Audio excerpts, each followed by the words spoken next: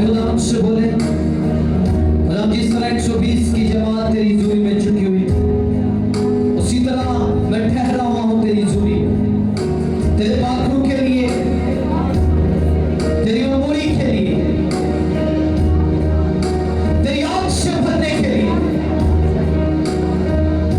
उससे बोलो खुदा जिस तरह 120 की जमात ठहरी हुई थी, इंतजार कर रही थी, आज मैं इंतजार कर रहा हूं, मेरा तू मुझ पर उतरा।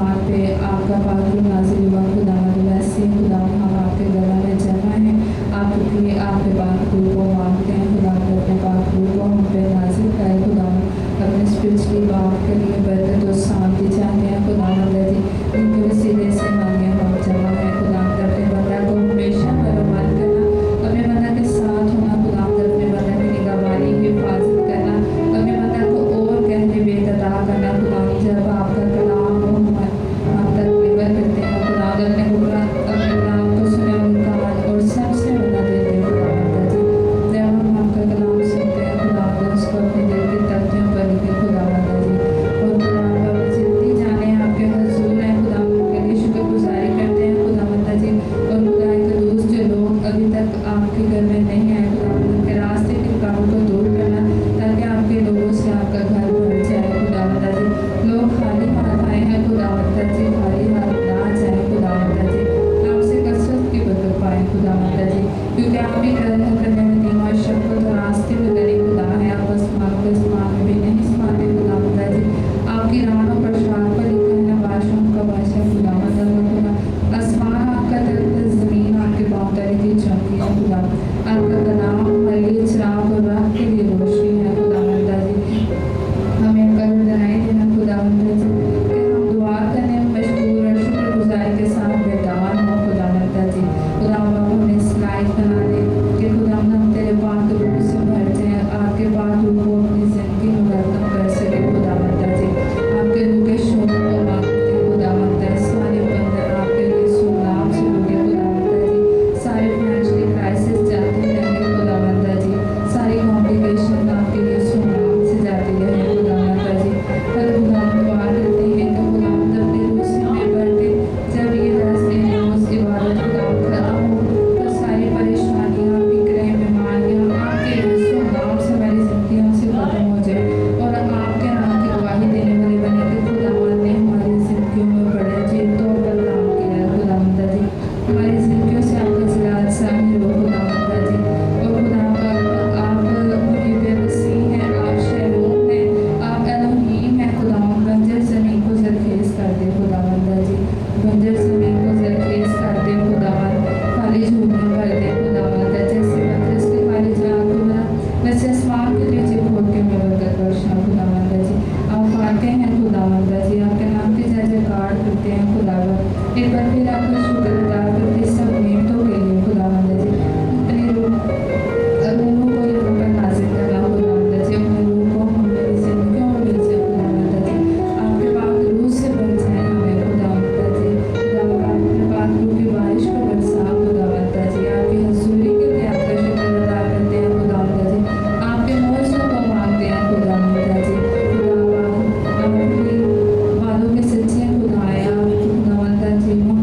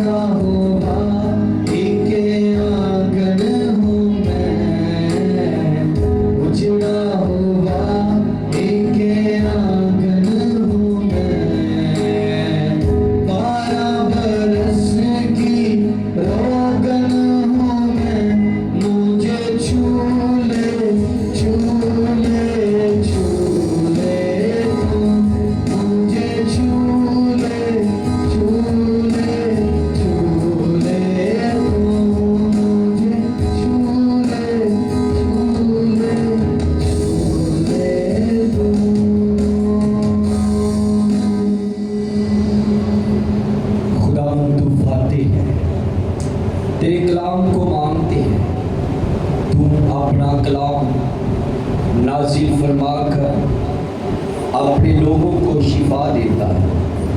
खुदा यकीनन ये शिफा रूहों की निजात की है। ये शिफा खुदावन जो तूने हमें दी है, मौत से निकाल कर हमें जिंदगी में दाखिल किया। हम तेरी शुक्रगुजारी करते हैं और खुदावन तेरे कदमों में झुकते हैं।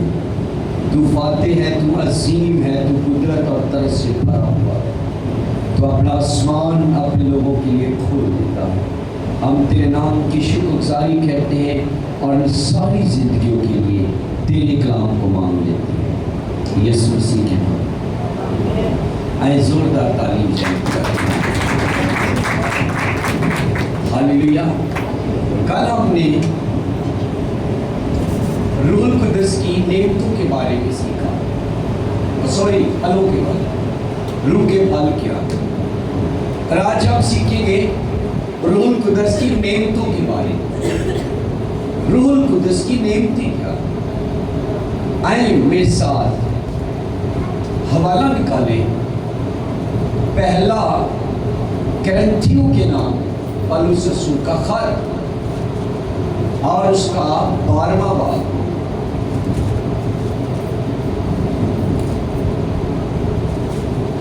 करंथियों की कलीसिया को पहला खत 12वां बाब और पहली आयत खुदा के कलाम में से कलाम जी बेटा पढ़े।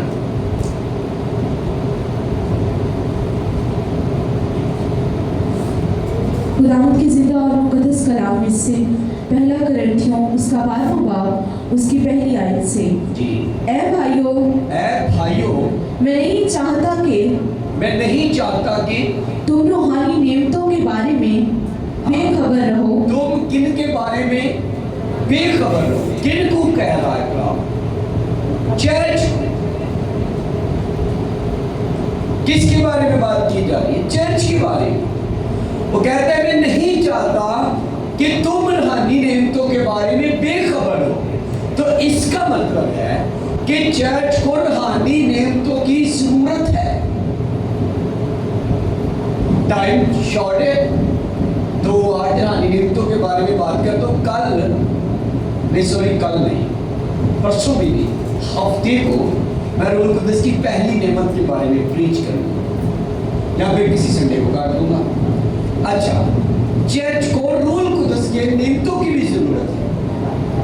तो वो कहता है मैं नहीं चाहता तुम रूहानी नेमतों के बारे में बेखबर हो। जी। तुम जानती हो कि जब तुम गैर कौम थे। जब तुम गैर, अच्छा ये गैर कौम थे का क्या मतलब है? अच्छा लफ्ज़ जब थे आता है ना तो इसका मतलब है गुजर गया वक्त। जब लफ्ज़ है आएगा तो इसका मतलब इस मौजूदा दौर है, अभी है।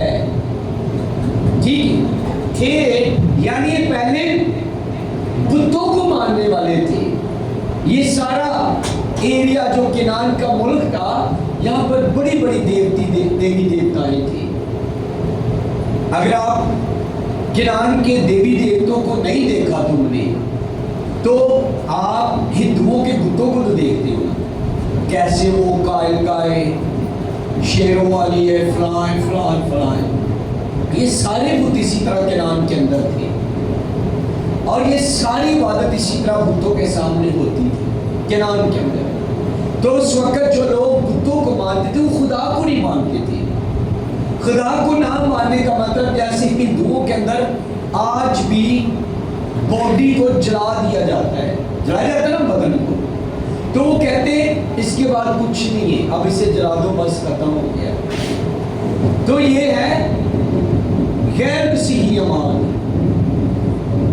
जब तुम गैर कौम थे तो गूंगे बुतों के पीछे जी जिस तरह कोई तुमको ले जाता था उसी तरह जाते थे।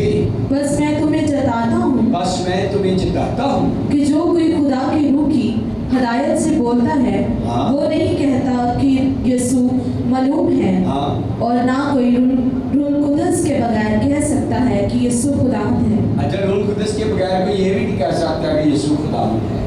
आप कहते हो ना यीशु खुदावंद है, जिसमें खुदा का रूह नहीं हो उसका। अच्छा, एक बात को हमने समझना है शायद हम इस बात से बेखबर रहते हैं कि हमें रूह कुदस नहीं मिला। मैंने आपको उस दिन वाला पढ़ के सुनाया था कि तुम रूह कुदस में शरीक हुए।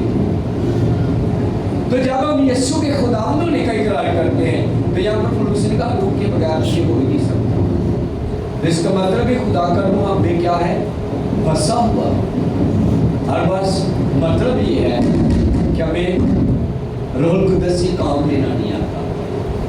हम अपनी ज़िंदगी में रूह कुदस को काम करने नहीं देते। बस हम अपनी मर्जी से जीना चाहते हैं, अपनी पसंद का सब कुछ करना चाहते हैं, अपनी पसंद के टिकटॉक, अपनी पसंद के फेवरेट ड्रामे, अपनी पसंद के एक्टर, कई घर एक्टर की फोटो भी लाई होंगी, ये मेरी पसंद का ही ऐसे होते हैं ना। ईमानदार भी ऐसा कार्य होगी। पौलुस ने कहा मैं नहीं चाहता कि तुम रूहानी नेमतों के बारे में बेखबर हो। जी पढ़िए बेटा, चौथी आयत, चौथी बोल दो भाई जी। नेमतें तो तरह तरह की हैं। अच्छा, बाइबल कहती नेमतें तो तरह तरह की हैं, मगर रूह एक ही है। मगर रूह, अच्छा रूह कुदस एक ही। अब रूह कुदस ने नेमतें दी है। लो नेमतें क्या है? और खिदमतें भी तरह तरह की हैं। खिदमतें भी तरह तरह की। आपको पता है चर्च में मुख्तलिफ खिदमतें होती हैं। प्रस्तुत करने वाले, साज बजाने वाले, पैसा देने वाले, कलाम सुनाने वाले, बाहर बैठकर चौकीदारी करने वाले, ताला खोलने वाले। तो ये सारी खिदमतें हैं, हर एक खिदमत है ये। आप चर्च में टाइम पर आते हो, आप भी खिदमत में हो। खिदमतें भी तरह तरह की हैं, मगर खुदावंद एक ही है। हाँ। और तस्वीरें भी तरह तरह की और हैं। तस्वीरें भी तरह तरह की हैं, मगर खुदा एक ही है। मगर खुदा एक ही है जो सब में हर तरह का असर पैदा जो करता सब में है। हर तरह का असर पैदा करता है। लेकिन हर शख्स में रूह का ज़हूर हाँ। फायदा पहुंचाने के लिए होता है। अच्छा, लेकिन हर शख्स में रूह का ज़हूर किस लिए होता है? फायदा, कि ईमानदार को फायदा पहुंचे। रूह का ज़हूर फायदा पहुंचाने के लिए होता है। फायदा क्या? हम रूहानी तरक्की करें, मसीह ईमान में बढ़े, हम खुदावंद में ग्रोथ करें, आने वाली बीमारियों का सामना करें, उनसे फाइट करें, उनसे लड़े, उन पर गालिब आए। रूह हमें सिखाता है मसीह के बारे में। रूह हमारी मदद करता, मसीह के करीब चले जाए। जी आगे। क्योंकि एक को रूह के वसीला से हिकमत का कलाम अनायत होता है। पहली नेमत है रूह की, हिकमत का कलाम अनायत होता है। हिकमत का कलाम अनायत होता है। और दूसरे को उसी रूह की मर्जी के मुआफिक, उसी रूह की मर्जी के मुआफिक इल्मियत का कलाम, इल्मियत का कलाम। जी। किसी को उसी रूह के ईमान, किसी को उसी रूह से ईमान और किसी को उसी एक रूह से शिफा देने की तौफीक, किसी को मौत से की कुदरत, किसी को मौजों की कुदरत, किसी को नबूवत, किसी को रूहों का इम्तियाज, किसी को तरह तरह की जुबानी, किसी को जुबानों का तर्जुमा करना। लेकिन ये सब तस्वीरें वही एक रूह करता है और जिसको जो चाहता है बांटता है। जो चाहता है वो बांटता है। कैसे बांटेगा? आपके अंदर कुछ तो क्वालिटी होगी ना। फर्ज करें आप स्कूल में जाती हैं, आपका टीचर आपको चेक करता है, वो देखता है कि यह बच्चा बायो पढ़ सकता है कि नहीं पढ़ सकता। बायो पढ़ेगा तो बायो का दाखिला मिलेगा ना। जो बच्चे बायो नहीं पढ़ते, कंप्यूटर साइंस नहीं पढ़ते, कहने से सिंपल ही पढ़ देंगे। तो कुछ लोग चर्च में भी सिंपल ही जिंदगी बसर करना चाहते हैं, आगे नहीं बढ़ना चाहते, रुकी नेतों से खाली रहना चाहते हैं। लेकिन ये कलाम की बात है। कलाम हमें सिखाता है। पौलुस ने कहा कि भाइयों, मैं नहीं चाहता कि तुम रूहानी नेमतों के बारे में बेखबर हो। जब तुम गैर कौम थे तो तुम गूंगे बुतों के पीछे चले जाते थे। लेकिन याद रखिएगा, जो खुदा के रूह की हिदायत से बोलता है वो नहीं कहता ये सुन रहा हूँ, और ना भी रूह के रोल कुदस के बगैर कह सकते हैं यीशु खुदा। नियमतें तरह तरह की हैं, तो कितनी नियमतें हैं, कितनी नियमतें हैं? जोर से बोलिए ना। कौन कौन सी पढ़े? हिकमत का कलाम, अलमियत का कलाम, ईमान, शिफा देने की तौफीक, मौसम की कुदरत, नबूवत, रूहों का इम्तियाज, तरह तरह की ज़ुबानें बोलना यानी गैर ज़ुबानी, किसी को ज़ुबानों का तर्जमा करना। तो ये सब कौन करता है? रूह। जिसको चाहता है उसको बोलने की तौफीक दे देता है। तो हमें ज़रूरत है रूह कुदस की। और जब ये नेमतें हम में आ जाएंगी, चर्च एक्टिव हो जाएगा, चर्च बढ़ेगा, चर्च तरक्की करेगा। चर्च कभी नहीं कहेगा मैं गरीब हूँ, चर्च कभी नहीं कहेगा मैं माड़ा है। नहीं, कुछ लोग आगे साढ़े माड़े वाले भी ख्याल करते ऐनी लोग अपने आप माड़ा गई हैं। माड़े हो ही नहीं, किसी को ना कहो, अपने आप को भी ना कहो। मैं बदली सेहत की भी गल कर रहा हूँ कि हम आसान दिया कि मैंने शायद ना ही रखे हो किसी का माड़ा है। ऐसे नहीं होता। मैं वो और बात कर रहा हूँ कि कहते यार ऐसी तो गरीब जी है गई हैं। कभी अपने आप को गरीब भी ना बोलो, माड़ा भी ना बोलो, शुक्रगुजारी करो, थैंक्स गिविंग, शुक्रगुजारी से भरे रहो। ये कलाम की बात है और रूह कुदस हमें ये करना सिखाता है। जो मुंह से कहते ना असी गरीब है, वो कभी भी ये नहीं होती। अच्छा ट्राई के तौर पर गल आजमा के वेखिए। जिधर तुम सुते उठोगे ना, तुम अगर फील कर रहे हो बीमार जी, तो तुम कहना मैं बीमार नहीं गा, मैं खुदा का शुक्र करना। तो तुम 104 भी बुखार चढ़िया होगा तो तुम फिर नहीं बह सकते, तुम चलते फिरते रहो। ये बात है, हकीकत। आपको पता है जो साइंस जानते हैं, साइंसदान होते हैं, इस टेक्नोलॉजी को जानते, इस पर पढ़ते हैं, वो कहते हैं जो ज़बान बोलती है आपके दिमाग के सेल वो काम करते हैं। आप बोलोगे ना मैं बीमार है, तुम 5000 का टीका लगा लेगा, तुम नहीं सही हो सकते। आपने अपने मुंह से कहा, ये आपकी ज़बान जो है ना, इसीलिए तो याकूब के ख़त में लिखा है जो अपनी ज़बान को काबू में कर सकता है। आप बोलोगे मैं बीमार है, आपको मेडिसिन भी चंगा नहीं कर सकती। अगर आप बीमार हो, आप बोलोगे मैं बीमार नहीं हूँ, आपको मेडिसिन लेने की तो कहोगे नहीं कोई गल नहीं, मैं बस ठीक है। कई लोग पता ही हो बीमार भी बचे फिर कहते नहीं मैं बस ठीक है ठीक है ठीक है, उन्हें कोई मेडिसिन की जरूरत नहीं। पता है ऐसा क्यों होता है? जो आपने बोला आपके दिमाग ने वो काम किया, ये सेल है दिमाग के, और पूरी बॉडी को आपके दिमाग के सेल कंट्रोल कर रहे हो। आप जो बोलेंगे यहाँ पर असर होगा, यहाँ से वो सेल काम करेंगे। अगर आपने बोला मैं नहीं, मैं आज ठीक नहीं गा, तो सारा दिन ठीक नहीं होगा, आपकी बॉडी नहीं काम करेगी क्योंकि आपने अपने मुंह से बोला। इसलिए बात को हमने सीखना है। जब हम रूह कुदस से बात जाएंगे, शुक्रगुजारी करेंगे, थैंक्स की भी करेंगे, पाक रूह की शुक्रगुजारी करेंगे, जो हमें तौफीक देता है, जो हमें बरकतें देता है, जो हमारे लिए बड़े बड़े काम करता है, तो यकीनन हंसी बीमार भी तंदुरुस्त होगा। शुक्रगुजारी के अंदर ताकत बड़ी है, और शुक्रगुजारी तब होती है जब हम पाक में से बन जाए, जब रूह कुदस हमारी जिंदगी में आ जाता है। Hallelujah hallelujah hallelujah hallelujah. तो हमने खुदा के पाक में से बन जाए, खुदा हमें। अच्छा मुझे एक बात बताइए, कल उधर मेमोरियल सर्विस है, तो हम तो मेमोरियल सर्विस में होंगे, क्या आपने मेमोरियल सर्विस पर आना है या इधर जमा होना है? क्या क्या मुझसे से प्लान करें सारे उधर ही? अच्छा जो भैन की टीम इधर ही गए, ऐसी तो चौल खाने को तस्वीर मैनू भी अच्छा लगेगा, मैं चौल खा ले तस्वीर खा दे। अच्छा ठीक है, पक्की बात है। चले अगर 4 साढ़े 4 बजे खत्म हो जाएगा तो हम आ जाएंगे, वही बात है। चले जो बहनें मुझे सर्विस पर जाना चाहती हूँ जा सकती, मैं रोक नहीं सकता। तो जो इधर जमा होना चाहती फिर आप 3 बजे आपको शुरू कर दें, ठीक है जी, आपकी मर्जी।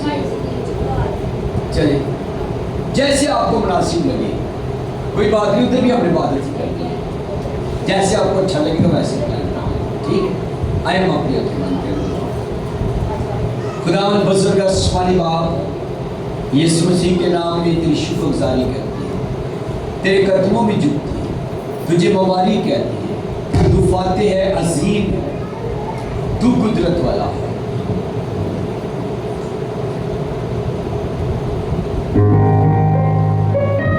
पाखरू तो अपने लोगों को आज छूटे, दुआ करते हैं तेरे लोग